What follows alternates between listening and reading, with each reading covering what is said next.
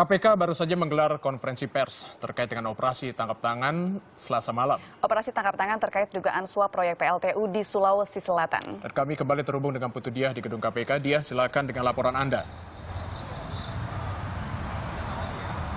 Ya, Tommy dan Rahman dari Komisi Pemberantasan Korupsi baru saja menyampaikan hasil pemeriksaan mereka terhadap 7 orang yang ditangkap tangan pada Selasa malam lalu.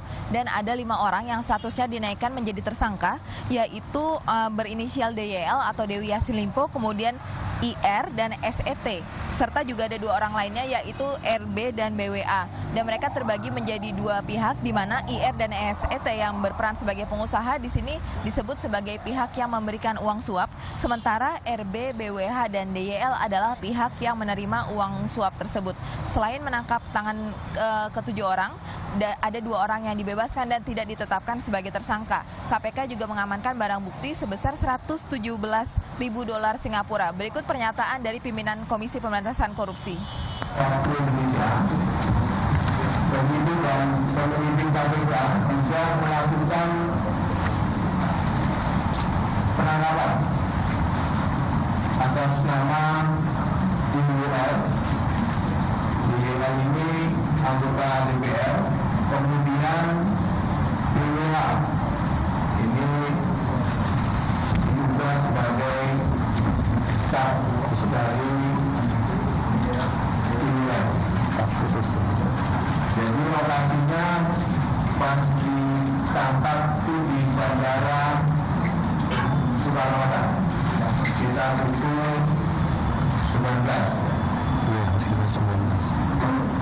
Kemudian semuanya dibawa ke KPK, lalu dilakukan pemeriksaan secara intensif sejak kemarin.